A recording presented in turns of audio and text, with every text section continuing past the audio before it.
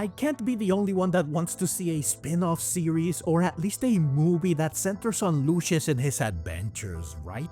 He's been an incredibly interesting character that we have wanted to know and see more of for a while, ever since he was first introduced in fact. After getting just small glimpses of him and the amazing story surrounding him across several episodes, this episode finally allowed him to take center stage, letting us witness at long last the spectacular journey that cemented him as a legend. Well, at least part of said journey.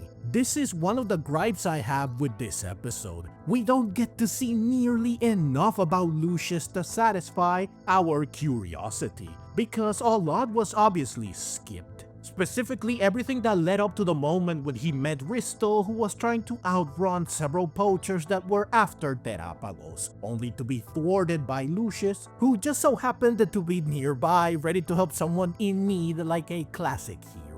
Of course, since Risto is the one recounting the tale, it makes sense that she would begin where the story began for her. She probably has no idea what Lucius did prior to their fateful encounter.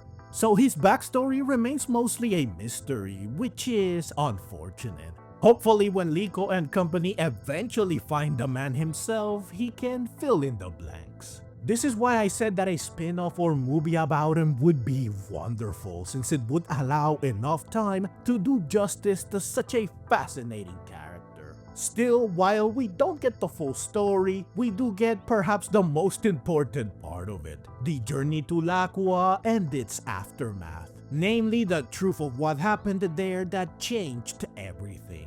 It's a riveting story, no doubt. Though sadly, it also feels way too short and it feels like a lot was skipped. I could totally watch several episodes dedicated to this, not only because the characters, namely Lucius, Risto, and Gibeon, are so compelling, but also because the time period is extremely engaging.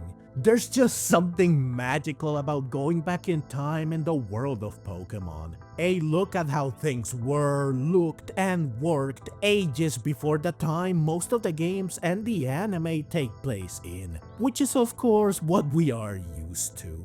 There's a reason why Legends Arceus was so captivating. The atmosphere, tone, and aesthetics of a Pokémon period piece are simply wonderful beyond words. Especially when presented in a widescreen format like this, which really adds to the vibe. So again, it's a shame we don't get more of this story. What we do get is wonderful though, and it answers a ton of questions we've had for a while. However, it also leaves us with several new questions. It all started, like I said, with Lucius saving Risto and the Terapagos, which of course allowed them to meet each other, which led to them traveling together. Now I just want to mention that it's hilarious how the poachers were adamant about battling until they saw Rayquaza, at which point they ran away in fear while exclaiming that they have no idea what it is. Showing just how far back we are. What a Rayquaza is and what it looks like is apparently not common knowledge. It is known, however, because Risto knows what it is. I guess the same can be said about Terapagos. The poachers wanted it, but maybe because it's a Pokemon they've never seen before. Lucius knows what it is though. It's interesting that Risto reveals that Terapagos took a liking to her when she journeyed through the great crater of Paldea. I wonder why she went there. Sadly, we don't get an answer to this in this episode. Also, seeing Terapagos and Rayquaza become friends so quickly is adorable. Sometime after they met, they sat by a campfire and Lucius showed Risto the Scarlet Book, proving that he did indeed have access to it, which is how he knew about Terapagos, including its name. Speaking of, Risto says that Terapagos will always be Pagogo for her. This made me realize that this is not a nickname like I originally thought. Instead, since she did not know its name, she gave it one based on the sound it makes, which is Pago. Lucius mentions how everyone dismissed the Scarlet Book as mere tall tales, but he believed in it. He believed that Terapagos are real, and his belief paid off, which delights him. Risto then wonders why Lucius is adventuring. He says that he wants to find the beauty of this world, its gleam, and he wants to meet Pokemon nobody's ever met. To achieve this, he wants to go to Laqua, the Pokemon paradise spoken about in fairy tales. He firmly believes that it exists. More so now because if Terapagos exists, then Laqua does too. Inspired and marbled, Risto says that she wants to go to Laqua as well. And so, they set off together in search of it. It was during this journey that Lucius met, bonded with, and captured the other 5 heroes. Interestingly, apparently in the same order Liko and company found him in. So coincidentally, they followed in Lucius's footsteps in more ways than one. Also, we now know that Rayquaza was the first hero and that Lucius began his journey with only Rayquaza. Was this perhaps obvious? Maybe, but I was under the impression that Lucius met every hero during his adventures. But it turns out he had Rayquaza from the start. Though of course we have no idea when or how he began his journey, and thus we also don't know when or how he got Rayquaza. See, this is why I would love to get a spin-off or movie centered on Lucius. There is still so much we don't know about him. Sometime after meeting the heroes, Lucius and Risto arrived at a cafe where they tried to gather information about Laqua. This led to them being mocked for believing in a place mentioned in fairy tales for children. This angered Risto, but ultimately the one who stepped up to put the haters in their place was Gibeon, who shut them up by revealing all the information he's found regarding Laqua that prove it's real, while telling them to educate themselves before they resort to mockery. Ouch. What a savage. They totally deserved it though, so I'm glad he roasted them. Since Gibeon wanted to reach Laqua as well, Lucius invited him to join them, which he gladly accepted. Together, they carved a path closer and closer to Laqua, with Gibeon and his Zygarde proving to be formidable allies. It was soon after they set off together that they decided to form the Explorers, with Lucius being the one who suggested the name. Now, Risto notes that Lucius and Gibeon were quite similar, which yeah, I mean they're both badass and smart, former lone adventurers with shiny dragons. Though I still maintain that they feel more like opposites, light and dark, yin and yang, good and evil, and as we will see, human greed and human compassion.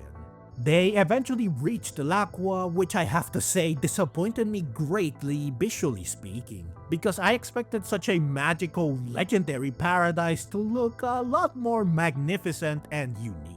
But instead, it looks like your standard Pokemon anime forest that we've seen hundreds of times before. Minus the legendary Pokemon, that is. This is one of 2 things that make this place special. Seeing legendary Pokemon living among other Pokemon so casually like it's perfectly normal is surprising and awe-inspiring. And it beautifully sells the magnificence of this place. The second thing that makes Laqua special is the pile of crystals, aka Laquium, that Lucius and company find once they make their way deeper into paradise. They soon realize that this is the source of Laqua's bountiful abundance of resources, which allows it to be home to so many Pokemon, including legendary Pokemon. However, it's also the reason why the environment got more and more decayed and more unique, slightly addressing my gripe with the otherwise plain design as they got closer to the crystals. I still hold that this place does not look as grandiose as I hoped though. So Laquium is both a blessing and a curse. Gibeon is intrigued by the vast amount of energy it provides. Lucius is instead fearful, citing that meddling with a power beyond the laws of nature is dangerous. So he suggests that they leave before the crystals have a negative effect on them.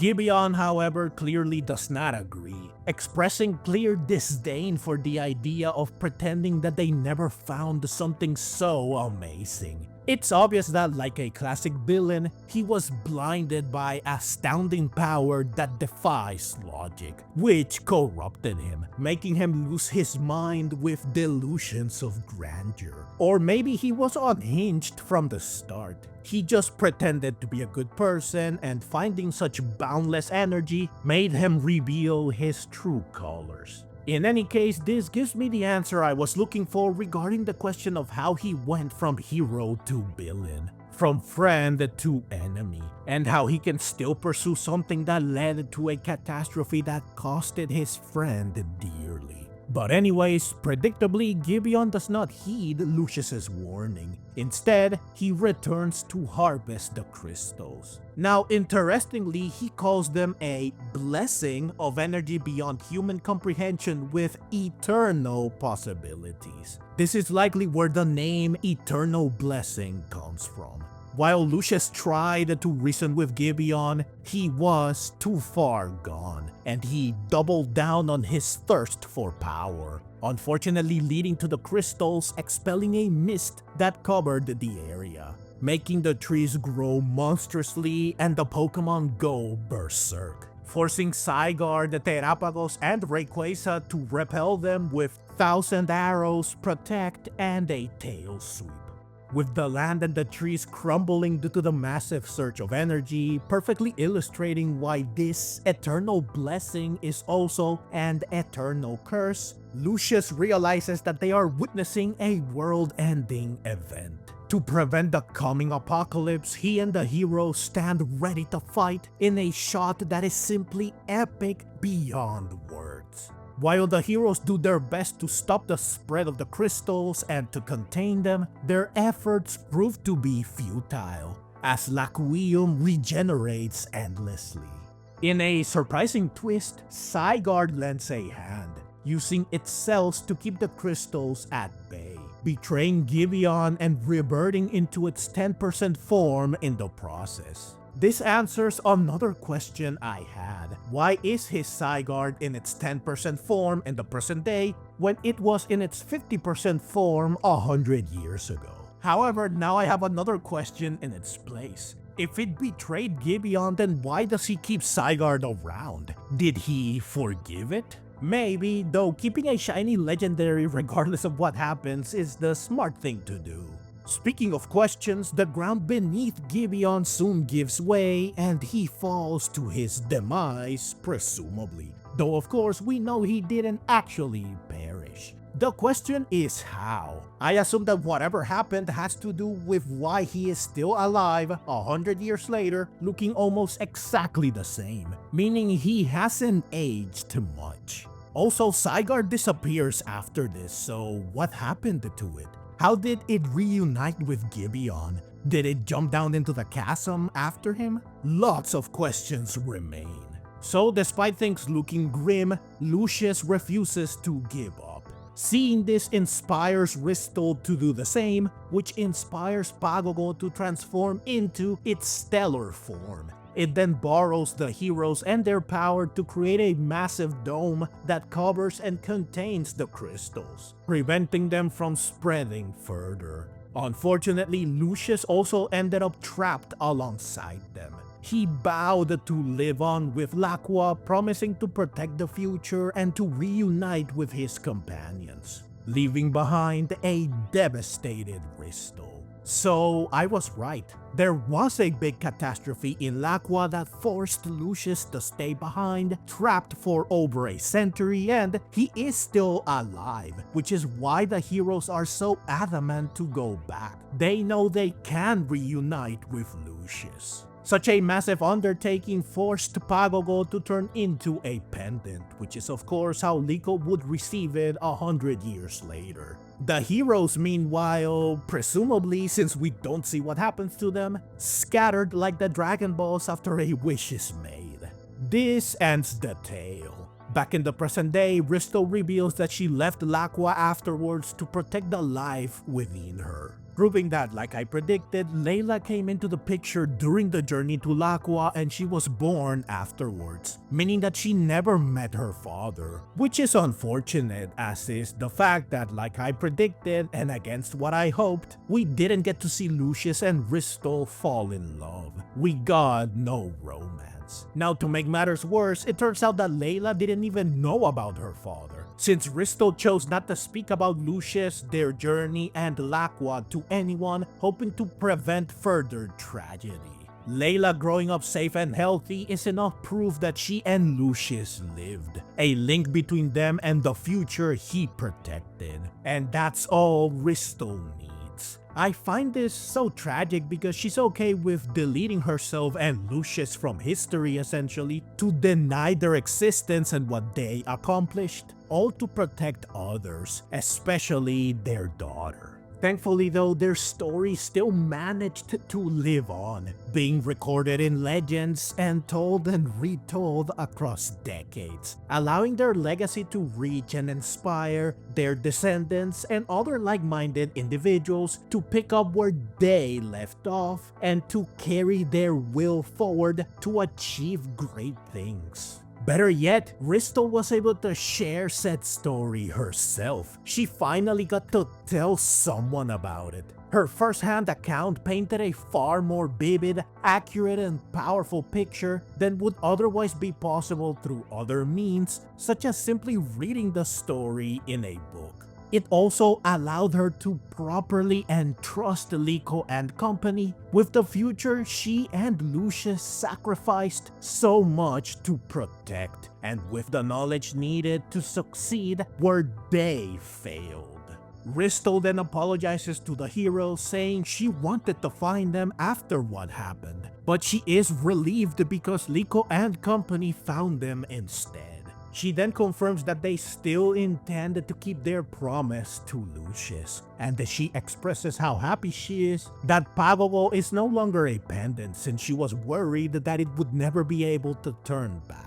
Fried then wonders if she can reveal the location of Laqua, but sadly she has no idea, which is to be expected since her revealing this would make things too easy for Liko and company. Though she does mention that Gibeon might know, however she has no idea what happened to him, reinforcing the mystery surrounding his fate. As Liko is about to tell her about Gibeon, their conversation is cut short when Risto begins to vanish, meaning it's time to say goodbye. Now, I covered my thoughts on this farewell and what happens soon after, aka Liko catching Terapagos, in a separate video that serves as part 1 of this review. Please do check it out. I will leave the link to it in the description, the pinned comment, and at the end of this video. So I will instead skip ahead to the next day. Diana decides to leave once again, this time stating that her adventure with the pendant is now over. From now on, she will go wherever her heart takes her. However, she was glad that she got to learn about Risto and Lucius and their connection to her, stating that Layla never told her about her mother, so she had no idea who Risto was. Sadly, she also reveals that according to Layla, Risto died young. While it's sad to see Diana go, she does promise to come running if Liko and company are ever in a bind, so we will likely see her again. Liko and company soon turn their attention towards finding the remaining heroes. To this end, Fried decides that they should ask someone named Sodayo. The episode then cuts to the Exceed company. Spinel and Agate are up to no good as usual, hoping Hamber won't figure out what they are doing and wondering about Amedeo, who they have not seen ever since he was dismissed. The episode ends with a shot of Gibeon sleeping as Spinel says that he will be the one that reaches Laqua together with Gibeon. I bet that he wishes he was Gibeon's grandson instead of Amedeo. So overall, this episode was simply wonderful, absolutely magical. The way it told Lucius' story while weaving it into the broader world of Pokemon was simply fantastic. His bravery, his clash with Gibeon, and the balance he sought to protect all delivered a narrative rich with stakes and emotion. The sense of adventure and exploration in search of the beauty and mysteries of the world which have come to define this series were on full display, perfectly illustrated through Lucius's ambition and everything he did, found, and learned about to achieve it. But it wasn't just Lucius who shined. Risto's perspective as a storyteller added a unique layer, giving us not just a recounting of events, but an emotional lens through which we could experience the stakes and the sacrifices involved. Her bond with Terapagos, or Pagogo as she lovingly calls it, was both heartwarming and emblematic of the enduring partnerships that trainers and their Pokémon share. It was a reminder that even the most legendary creatures are, at their core, deeply connected to the people who believe in them. And these bonds endure across decades. They even bridge the gap between generations. The ancient setting, complete with the widescreen aspect ratio, gave the episode a cinematic, almost mythical quality. It's difficult not to wish for more time to spend exploring this setting and the magnificent story that takes place in it, as it felt like we were just beginning to scratch the surface of their incredible potential.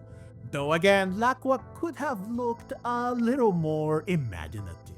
The stark contrast between Lucius and Gibeon was also a highlight, presenting a classic yet compelling clash of ideologies. While Lucius saw Laquium as a dangerous force to be respected and avoided, Gibeon viewed them as an opportunity, blinded by ambition. This rivalry didn't just set the stage for their eventual fallout, but also served as a cautionary tale about the consequences of arrogance and avarice when dealing with powers beyond human understanding. This collision of philosophies will obviously be revisited in the future, with Liko and company standing where Lucius once did. Though since he's still alive, he might just get the chance to once again fight for his beliefs and to finish what he and Gibeon began 100 years ago. And yet, for all the answers provided, we're still left with many tantalizing questions, such as what truly happened to Gibeon, how did he survive, and how is he still alive today? This episode also reminded us that history is often told in fragments and legends are built on the pieces left behind. Lucius's journey, though sadly incomplete, serves as a powerful reflection of the human spirit, bold, flawed, and endlessly striving.